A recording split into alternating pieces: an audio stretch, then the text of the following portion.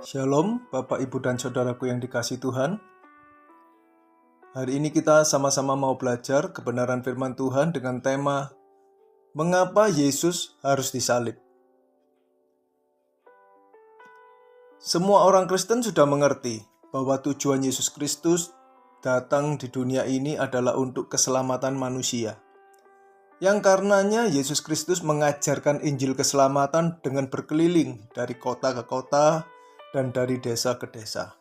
Kemudian mati di kayu salib untuk menebus dosa semua manusia dan menjadi jalan pendamaian karena iman dalam darahnya. Saudaraku, hari ini kita mau belajar mengapa imam-imam kepala, ahli-ahli Taurat serta orang banyak itu menghendaki Yesus disalibkan, di mana mereka berteriak-teriak di hadapan Pontius Pilatus seperti yang ditulis dalam kitab Lukas pasal 23 ayat 20-21 yang berkata demikian. Ayat 20. Sekali lagi Pilatus berbicara dengan suara keras kepada mereka karena ingin melepaskan Yesus. Ayat 21.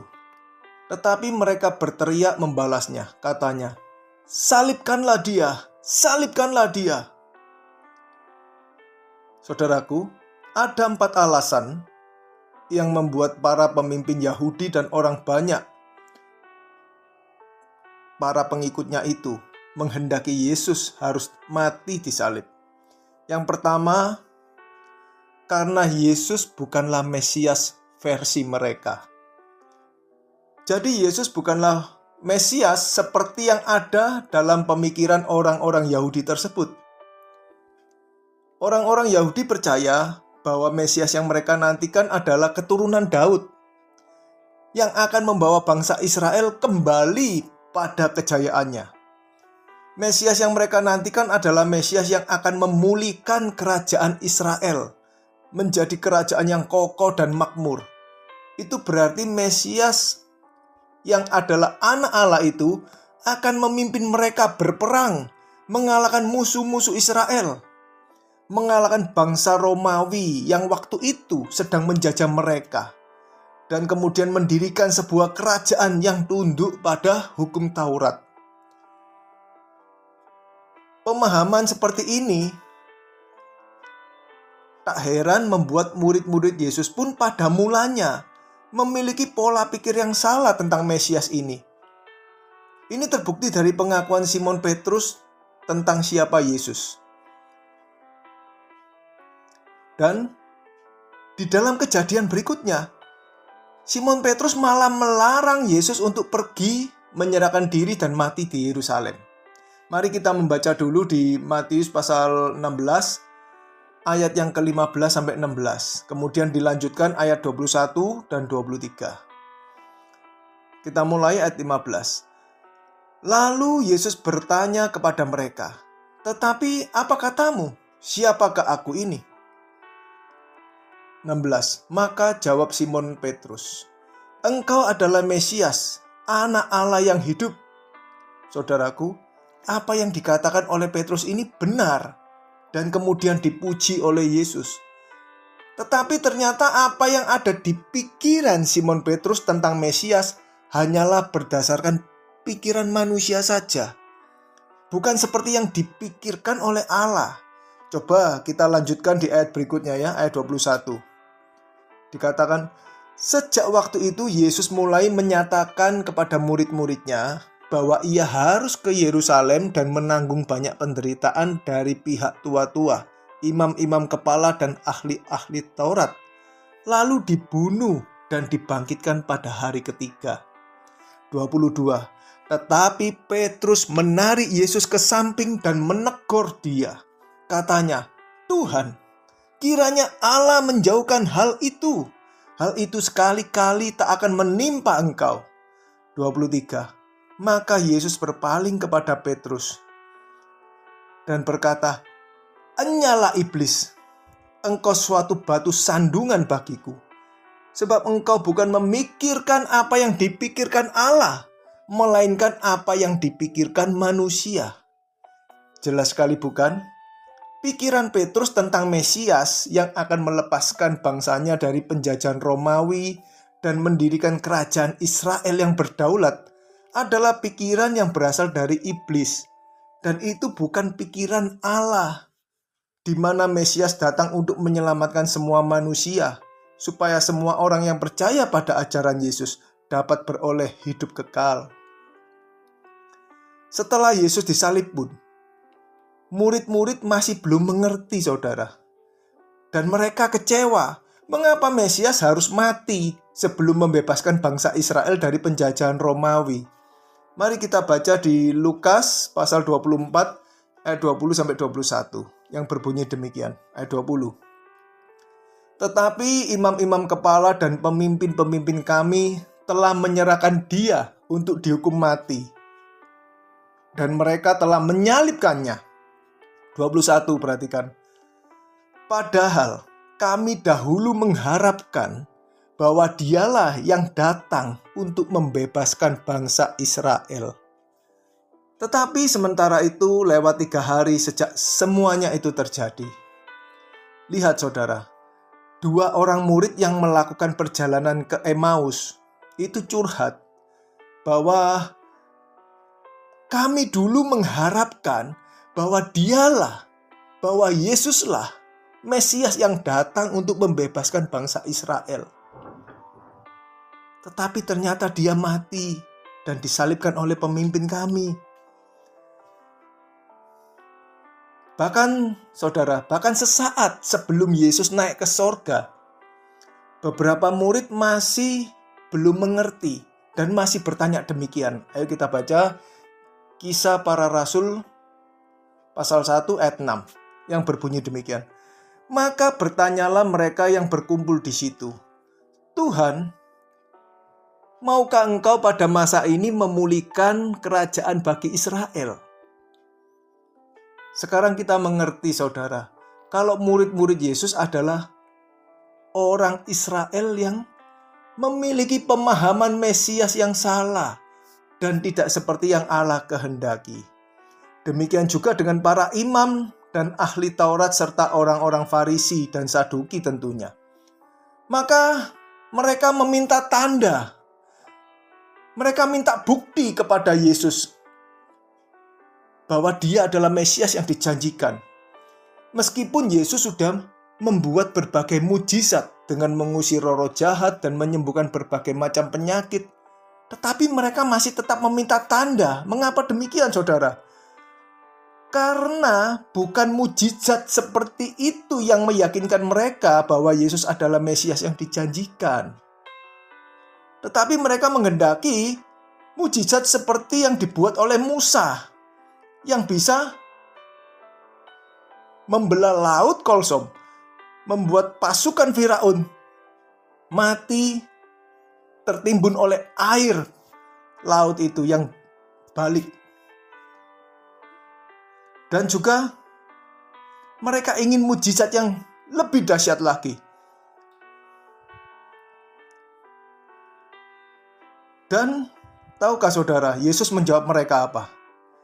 Angkatan yang jahat ini, angkatan yang tidak setia ini, menuntut suatu tanda. Tetapi kepada mereka tidak diberikan tanda selain tanda Nabi Yunus. Dan akhirnya orang-orang tersebut makin tidak puas dengan jawaban Yesus.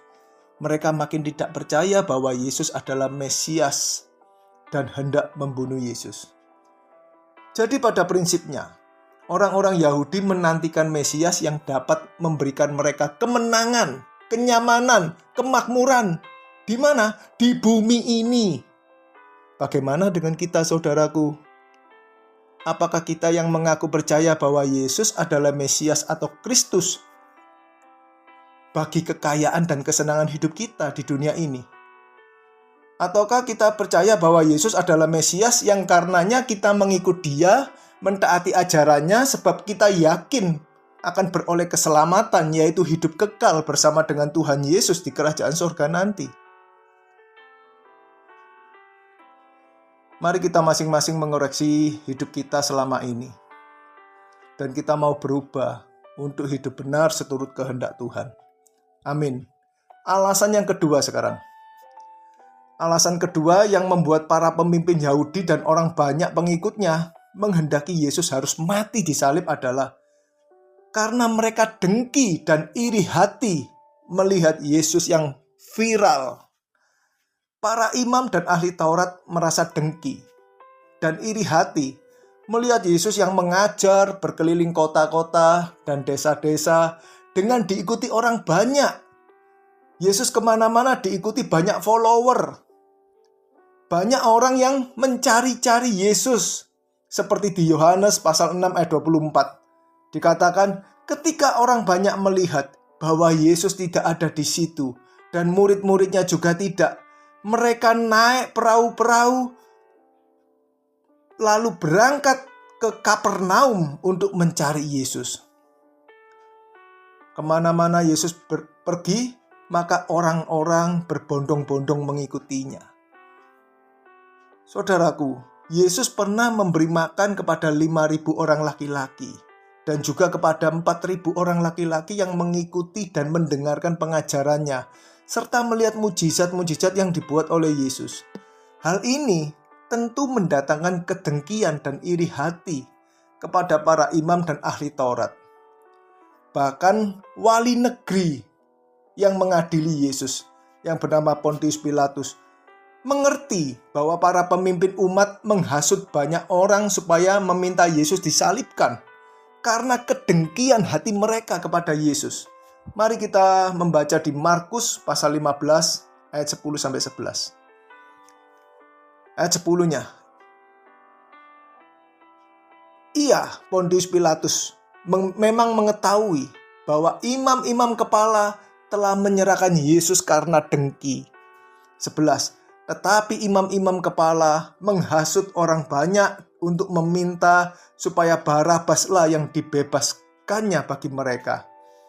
Itu artinya Yesus yang disalibkan.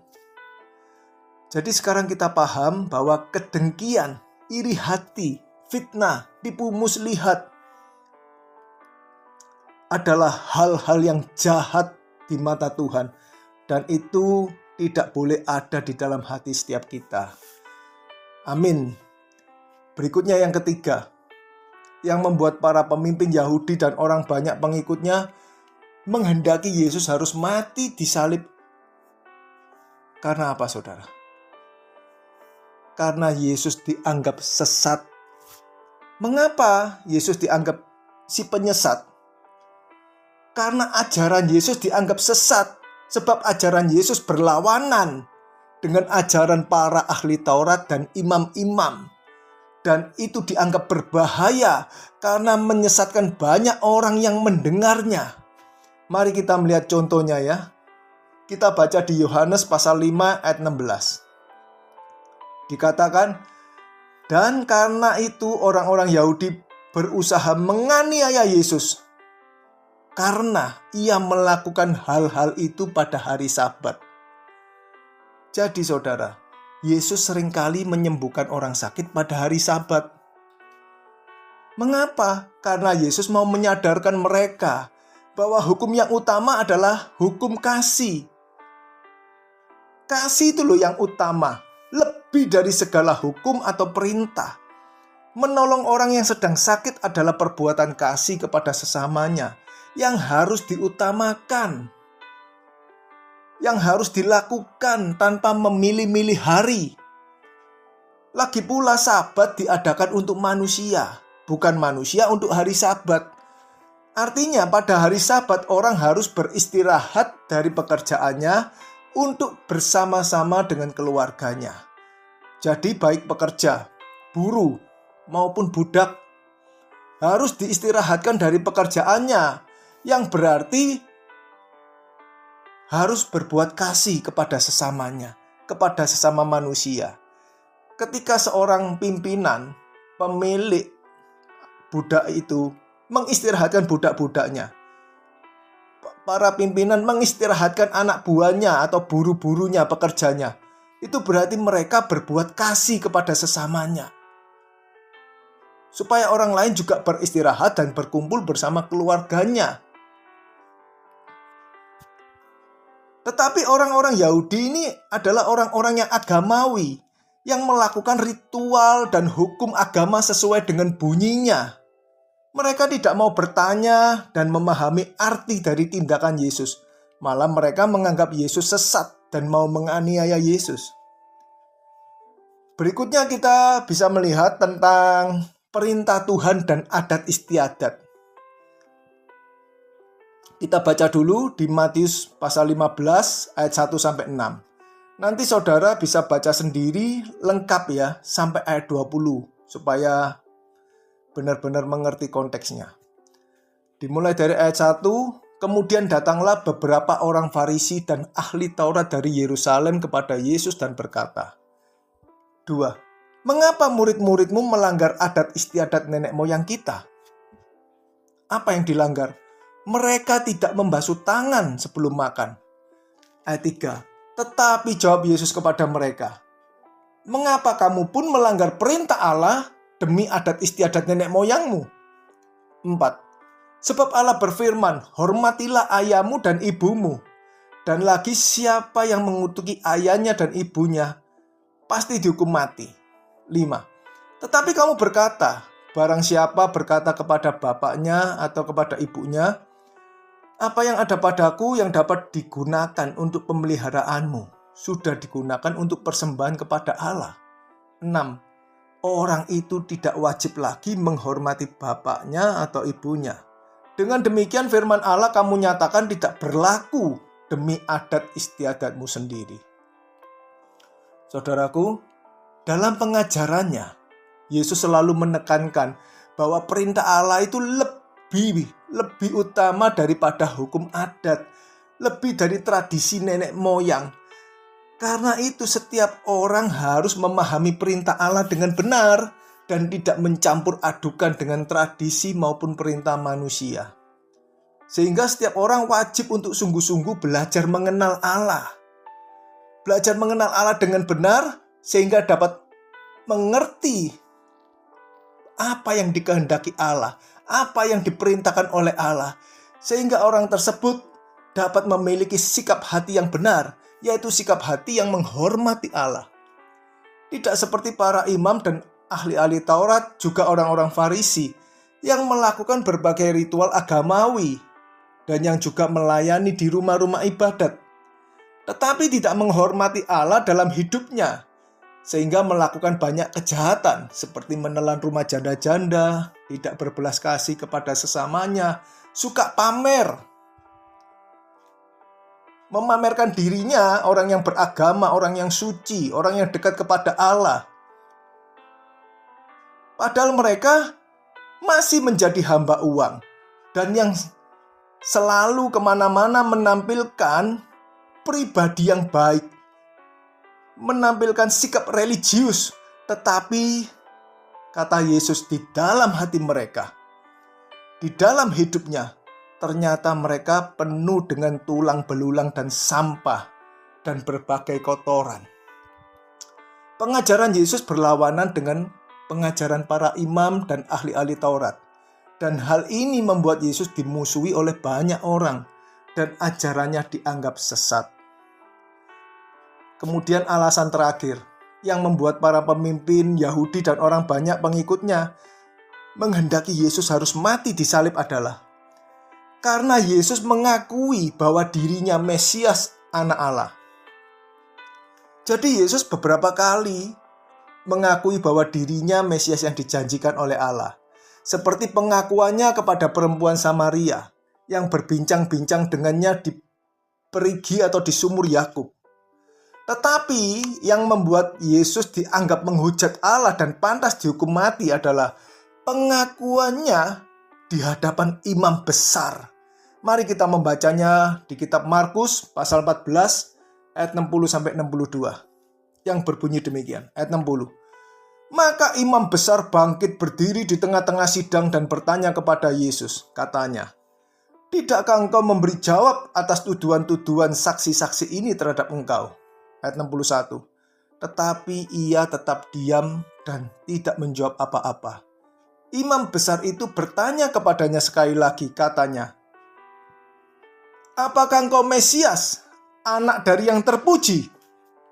Ayat 62. Jawab Yesus, "Akulah dia. Dan kamu akan melihat Anak Manusia duduk di sebelah kanan yang Maha Kuasa dan datang di tengah-tengah awan-awan di langit." Saudaraku yang dikasihi Tuhan,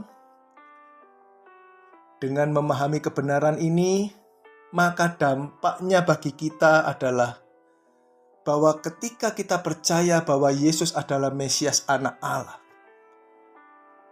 maka kita harus sungguh-sungguh belajar memahami ajarannya dan menghidupinya, supaya kita dapat memperoleh hidup yang kekal itu.